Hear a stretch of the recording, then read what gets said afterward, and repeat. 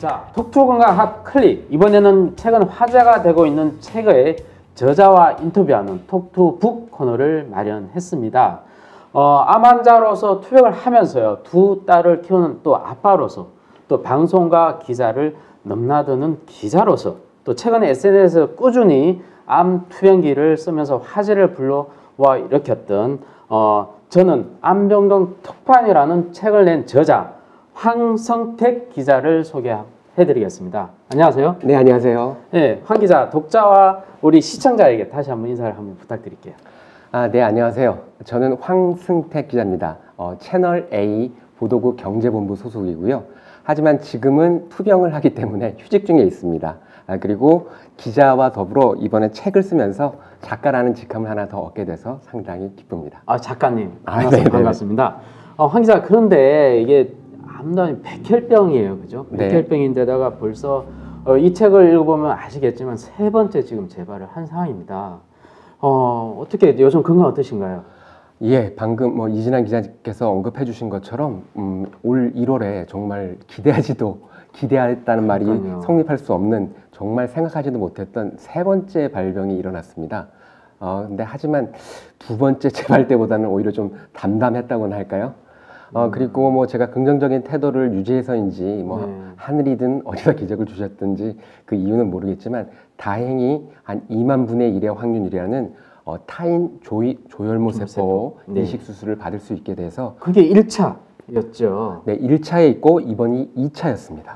네, 두 번째 재발했을 때는 어떤 신약 주사로서 그거를 고비를 넘겼는데 다시 재발하는 바람에 이번에 2차 조혈모 세포 이식 수술을 받게 됐습니다. 그 확률이 굉장히 낮다고 들었는데요. 네, 지금 친인척간이라도 상당히 일치할 확률이 낮고요. 예를 들어서 제가 동생이 진짜 한 명 있었는데 제 동생과 저와 일치할 확률이 높았을 것이라고 기대를 했지만 그 유전자 형질이 25%, 거의 남이죠. 그 일치하지 않아서 동생에게는 받을 수 없었고요.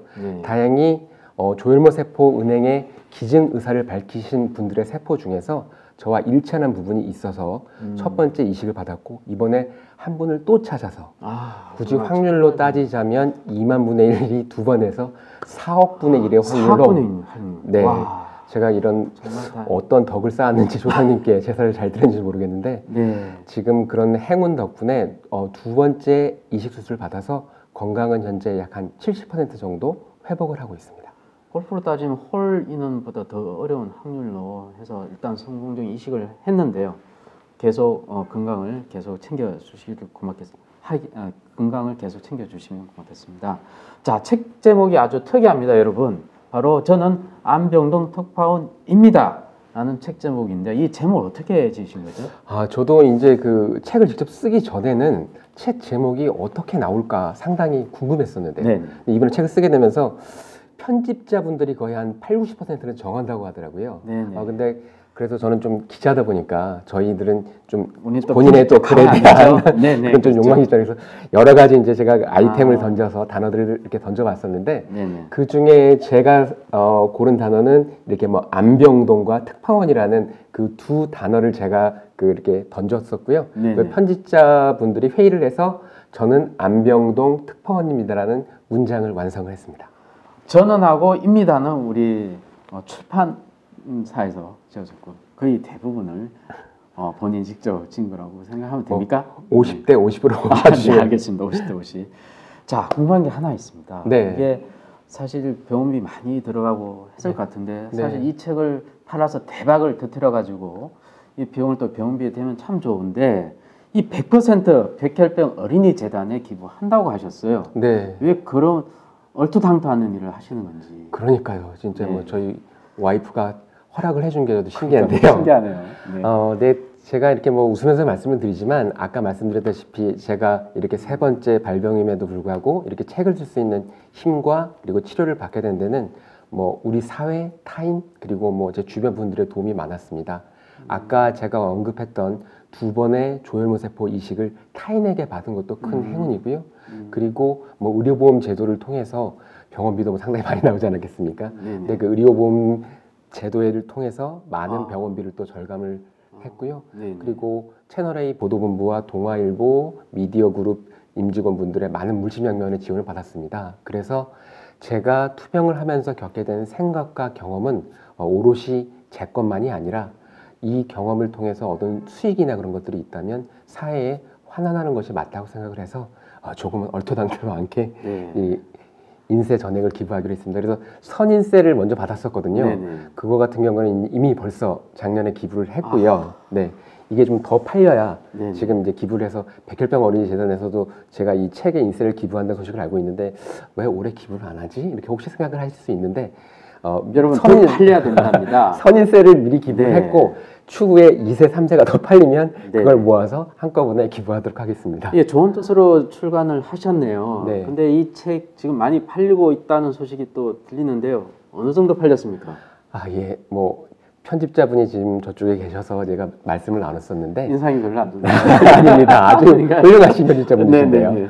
네, 지금 뭐 한 1세를 제가 한 2,000부 정도 찍었었는데 대부분의 책이라고 말씀드리긴 그렇지만 좀 많은 책들이 1세를 못 넘기는 경우도 많다고 하는데 다행히 저는 판매가 시작된 지 한 달 만에 1세를 넘겼고 지금은 2세에 돌입해서 2세가 지금 팔리고 있습니다. 여러분 2세 돌입을 했습니다. 서점에서 반드시 이 책 확인하셔서 두세 권씩 사줘서 여러분들 고통받는 환자들 또는 일반 사람들에게도 이렇게 나눠주시면 좋겠습니다. 연말 연시 선물 좋은 선물이지 않습니까? 자, 이 책을 제가 읽었습니다. 제가 읽으면서 많은 감동되는 내용을 다 일일이 포스트 붙이면서 다시 읽고 또 읽고 했는데요. 사실 환자로서 느껴야 됐던 고통들 참 많죠. 특히 백혈병 환자 같은 경우는요. 골수 검사라든지 촉수암 검사할 때 아주 굵은 바늘을 몸 깊숙이 찌르는 그런 고통을 많이 당합니다. 하지만 이에 사실은 의사들은 무감한 것이 현실인데 오히려 골수 검사할 때 실패할 경우에 환자들한테 오히려 짜증내서 왜 안 되지 그러면서 그런 의사들에 대한 아주 리얼한 소개도 하셨습니다. 사실 과거에 제가 의사로서 활동할 때도 사실 그런 환자의 마음을 생각하지 않고 왜 실수했지 하면서 짜증냈던 나의 옛날 과거의 내 모습을 거의 비춰보던 생각이 바로 이 책을 통해서 다시 회상을 하게 됐는데요. 자, 황 기자, 이 책에서 소개되는 좋은 의사, 나쁜 의사 이렇게 또 언급은 했지만 좋은 의사는 어떤 의사고 나쁜 의사는 어떤 의사인지 환자로서 경험했던 걸 좀 알려주시면 고맙겠습니다. 네, 일단 뭐 나쁜 의사를 좀 말하기는 좀 그럴 것 같습니다. 왜냐하면 네. 그 대부분의 의사분들이 고맙습니다. 다 좋은 뜻으로 환자를 대하고 계시고요. 다만 제가 어떤 좋은 의사를 제가 경험한 좋은 의사의 설명을 드리면 그것에 반대되는 분들이 아마 좀 좋지 않은 의사가 아닐까 생각을 하는데요. 저는 좋은 의사를 뽑는 조건으로 한 3가지 단어를 한번 생각을 해보겠습니다. 첫째는 수용성, 그 다음에 두 번째는 유연성, 그리고 세 번째는 진취성을 꼽고 싶습니다. 수용성이라는 거는 그 환자의 요구에 얼마만큼 그 의사가 수용을 해주느냐를 뜻하는 건데요. 예를 들어서 환자는 궁금한 게 많습니다. 그렇죠. 그리고 환자가 하루 종일 가장 기다리는 시간은 바로 의사 선생님과의 회진 시간입니다. 진짜인가요? 네. 그리고 몰랐네요. 아침, 점심, 저녁 시간도 아니고요. 그 하루에 한 번 오는 그 회진 시간입니다. 근데 그 회진 시간이 잘 안 가는데. 네. 정해져 있기다 하지만 뭐 갑자기 예고 없이 그게 뭐 수술이 생기거나 학회가 가시게 될 경우에는 취소가 되기도 하거든요. 어쨌든 중요한 부분은 그 회진 시간에 환자가 궁금해하는 것들에 대해서 의사가 조금은 짜증이 날 수도 있지만서도 그런 질문도 다 차분히 대답을 해주고 그리고 환자와 충분히 의사소통을 해주는 것. 저 같은 경우에 제 주治선생님 상당히 그것을 잘 해주셨고요. 그래서 거의 뭐 대학 강의를 방불케 하는 그런 뭐 제 수준이 뭐 의과대학 수준이었다는 얘기는 아니지만 그렇게 정말 여러 가지 뭐 유전자 치료 방법이라든지 뭐 타겟 항암제라든지 여러 가지에 대해서 궁금했던 것들을 의사 선생님께 제 주치의가 잘 설명을 해주셔서 저는 치료를 받으면서 상당히 좀 안정감과 믿음을 얻을 수 있었고요. 그리고 두 번째는 유연성 같아요. 이진환 기자께서도 이진환 앵커도 잘 아시겠지만 그 병원에 막 규칙들이 많지 않습니까? 예를 들어서 항암제를 맞을 때는 산소 포워드를 체크하는 거, 이거 바이탈 체크하는 걸 다 달고 꼭 해야 되는 거 하는데 찔러야 됩니다. 네, 찔리기도 하고 그다음에 손에다가 불편 이걸 하고 그다음에 자동적으로 혈압도 체크를 해야 되잖아요. 그런데 어떻게 보면 저 건강한 환자들 같은 경우에는 그런 것들이 너무 불편합니다. 근데 그럴 때 제 주치의는 저 같은 경우는 어느 정도 바이탈이 안정적으로 회복이 됐을 때는 조금 환자가 불편한 그런 기계들 같은 경우를 하나 두 개 좀 빼주셨거든요. 뭐 그런 게 작지만서도 상당히 큰 도움이 됩니다. 환자에게. 사실 그 보면 별것 아닙니다. 네. 꼭 해야 되는 의사가 있습니다. 네. 뭐 정확히 어떤 그 환자가 위중한 상태라면 맞습니다. 그 프로시저 같은 걸 다 지켜야겠지만 조금 융통성이 있는 부분은 그 환자의 편의를 받을 수 있고요. 이거 진취성을 뽑은 이유는 예를 들어서 제가 이제 한 두 번째 재발을 했을 때 방법이 한 여러 가지가 있었습니다. 곧장 이식을 하느냐, 아니면 고농도 또 항암 치료를 또 해보느냐, 그리고 세 번째가 다른 어떤 선택을 해보는 거였는데, 제 주치의는 세 번째인 어떤 신약, 그때 임상 3상에 들어가고 우리나라에 이제 막 들어오려고 하는 그 신약으로 치료를 하자는 결정을 내렸거든요. 그 부분 같은 경우에는 예를 들어서 어떤 최신 학회 흐름이라든지 그 공부를 하지 않았다면 그런 방법을 선택하기는 어려웠을 것 같습니다. 그런 어떤 자신의 기존에 있던 공부뿐만 아니라 진취적으로 여러 가지 환자의 치료 방법들을 추구하는 그런 의사들, 그런 의사부원분들이 좋은 의사가 아닐까 생각합니다. 맞습니다. 이게 공부만 열심히 하는 의사들뿐만 아니라 아까 유연성도 얘기하셨고요. 그런 분들이 종합적인 과연 있을지는 모르겠습니다만 그분들이 좋은 의사라는 표현을 하셨습니다. 자, 좋은 의사도 있는 반면에 그죠? 또 좋은 환자분도 있으면 좋겠는데요. 좋은 환자분의 어떤 분일까요? 일단 좋은 의사를 만나기 위해서는 본인이 좋은 환자가 되는 것도 기본적으로 필요한 것 같습니다. 왜냐하면 그 주위에서는 환자 주위에는 너무 많은 소위 말해서 여러 가지 이렇게 표현하면 좀 그럴 수 있지만 잡학스러운 정보가 너무 많이 들어옵니다. 예를 들어서 어디 차가버섯이 정말 항암제로 좋다더라. 어떤 음식을 먹었더니 어떤 음식을 먹었더니 뭐 다 말기 암 환자가 살아났다더라. 그리고 어느 병원에 누가 더 좋다더라. 그런 게 많은데 그렇게 흔들리기 시작하면 제대로 된 치료가 지정되기 어렵습니다. 기본적으로 쓸데없이 너무 잡학스러운 정보 같은 것들은 버릴 필요가 있을 것 같고요. 그렇다고 해서 환자가 의사처럼 최신 학회지로 막 검색을 하고 그래서 하고 막 이 의사도 아직 지금 모르는 이런 치료법을 왜 당신이 모르냐 이런 다그치는 자세도 올바를 것 같지 않고요. 핸드폰을 뺏기도 합니다. 그래서 기본적으로 내 질병에 지금 가장 필요한 것은 무엇이고 나쁜 것은 무엇인가라는 기본적인 정보를 습득을 한 상태에서 여러 가지 혹시 보호자가 흔들리더라도 그런 것에 중심을 잡고 지금 제 주치의와 본인의 주치의와 믿음과 신뢰를 형성했다면 그 주치의가 권하는 치료 방법을 잘 따르고 특히 식이요법에 있어서는 특별한 음식은 없다는 게 제가 느끼고 그다음에 제가 지금 투병생활을 하면서 겪기로는 정말 골고루 모든 음식을 섭취하는 것만큼 좋은 섭생의 원칙은 없는 것 같거든요. 그 원칙을 지키면서 그 좋은 환자의 기본 태도를 유지해야 좋은 의사도 만날 수 있을 것 같습니다. 여러분, 황 기자는 거의 절반이 의사가 된 것 같습니다. 자, 책에서도 보면요, 본인이 의학 전문 기자가 되고 싶다고 하기도 했고요. 국내 최초로 암을 경험한 의학 전문 기자가 되고 싶다고 언급을 하셨습니다.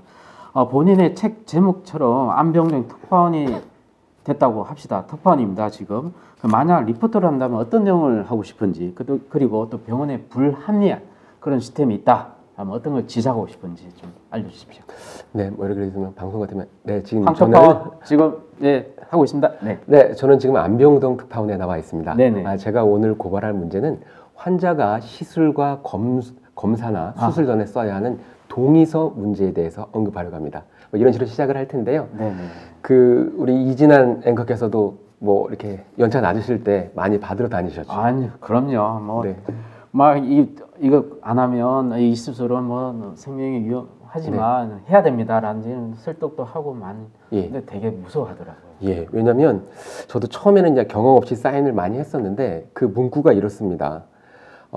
본인은 그 병원 의료진이 아주 성실하게 시술과 검사나 수술을 할 때 선한 의도로 그리고 아주 실수를 할 생각을 하는 것이 아니라 분명히 절차에 따라서 잘 했을 때 이해도 그럼에도 불구하고 발생하는 어떤 사고에 대해서 우발적인 사고에 대해서는 책임을 묻지 않을 것임을 약속합니다. 이 부분에 있어서 이제 환자가 본인을 서명을 합니다. 근데 제가 생각하기에 이런 서명을 받는 의료진의 입장도 분명히 있을 것 같습니다. 왜냐하면 정말 그 서약서 말 그대로 인간이 신이 아닌 이상 어느 정도의 실수는 일어날 수 있거든요.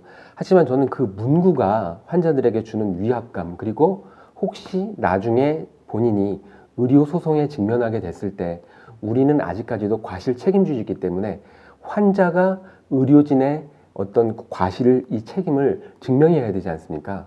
그렇기 때문에 이 상황에서 그거에 사인을 하게 되면 내가 나중에 의료소송을 할 때 불리하게 되는 것인가 아닌가 이런 의구심도 생기게 됩니다. 물론 아닐 수도 있지만요. 그래서 이 제도가 필요하다면 과연 이런 문구를 이런 식으로 써야 하는지, 혹시 개선할 방법은 없는 것인지, 그런 부분들을 한번 제가 의학 전문 기자가 된다면 취재를 해보고 싶습니다.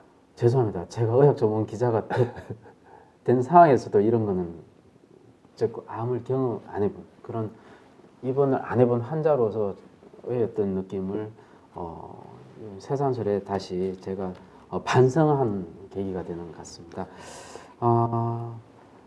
사실 그 문제는 의료 소송에 어떤 대비하는 어떤 의료진의 문제 있을 수도 있고, 의사가 사실은 제가 의사로서 사과를 먼저 하는 뭐 그런 것들을 절대로 배우지를 않았습니다. 절대로 하지 말라고 한 경우도 있고 한데요.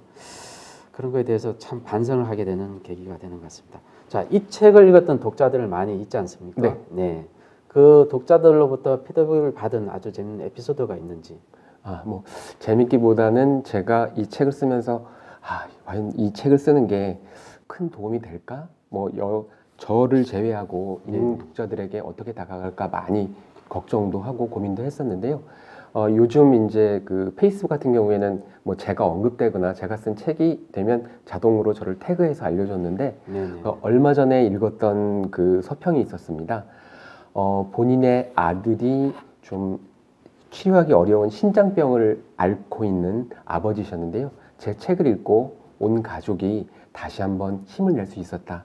그 서평을 읽고 아이고 진짜 내가 뭐 책을 쓰기 잘했구나. 뭐 저렇게 이런 생각을 가진 분이 한 분만 계시면 내가 책을 쓴 이유가 충분하다. 그런 생각이 들었습니다. 네. 마지막으로 본인과 비슷한 질환으로 투명하고 있는 환자들에 대해서 하고 싶은 말을 좀 해주십시오. 네. 연기가 되는 것 같습니다. 뭐 제가 상당히 이제 뭐 이진환 기자도 아시겠지만 상당히 긍정적인 성격을 평생 유지하고 살았는데, 환자 생활 한 3년을 하다 보니까 저도 모르게 제가 많이 이렇게 움츠러들게 됩니다. 네. 특히 저처럼 혈액암 환자들은 면역력이 약하기 때문에 기존에 만나던 많은 사람들과의 관계가 끊어집니다. 왜냐하면 대중들이 있는 곳에 가기가 좀 어렵죠. 왜냐하면 면역력이 약하기 때문에. 그래서 사람들을 많이 만나지 못하는데, 그 인간은 사회적 동물이라고 그러지 않습니까? 신체적 고통뿐만 아니라 기존에 유지해왔던 사회적 관계가 끊기는 그 고통이 그 신체적 고통 못지않게 상당히 크고 엄청난 무력감을 가지고 옵니다. 그래서 제가 추천드리고 싶은 것은 기본적으로 본인의 몸이 허락하고 건강이 괜찮다면 규칙적인 운동을 하셔서 신체를 좀 꼭 활성화시켜 주시고요. 사람을 만날 수 없다면 SNS나 그리고 여러 가지 그런 방법들을 통해서 교류를 계속 이어가 주는 것도 본인의 어떤 사회적 감수성과 그리고 사회적 유기 관계가 끊어진 것이 아니라는 그런 큰 버팀목이 될 수 있습니다. 그리고 무엇보다도 저희에게 뭐 혈액암이든 다른 암 환자에게 저희에게 놓여진 선택지가 만약에 두 가지라고 하죠. 뭐 삶과 죽음. 근데 어떻게 죽음을 택할 수가 있겠습니까? 맞습니다. 저희가 택할 수 있는 거는 삶이기 때문에 그 삶을 이어가겠다는 긍정적인 마음, 이게 어떻게 보면 고리타분하다고 생각할 수도 있겠지만 저도 아무리 생각해봐도 그것밖에 답이 없는 것 같아요. 가족 그리고 본인을 위해서라도 긍정적인 생각을 가지고 이겨낼 수 있다는 마음, 그리고 움츠러들지 말고 꼭 밖으로 나와서 자신을 잘 돌아보십시오. 황 기자 꼭 화이팅 하십시오. 네. 자, 이번 시간을 통해서 이 책을 또 통해서 환자 입장에서, 환자 눈높이에서 환자가 무엇을 절실하게 느끼는지를 우리가 알 수가 있었습니다. 오히려 이 책은요, 일반 독자들이 볼 책이 아니라 오히려 우리 병원에 계신 간호사 또는 의사 분들, 의료진들이 꼭 읽어야 될 필독서로 생각을 하게 되는 책입니다. 자, 황 기자 오늘 이 시간 정말 어려운 발걸음 해 주셨고요. 좋은 말씀 많이 해 주셔서 고맙습니다. 네, 감사합니다. 네, 고맙습니다.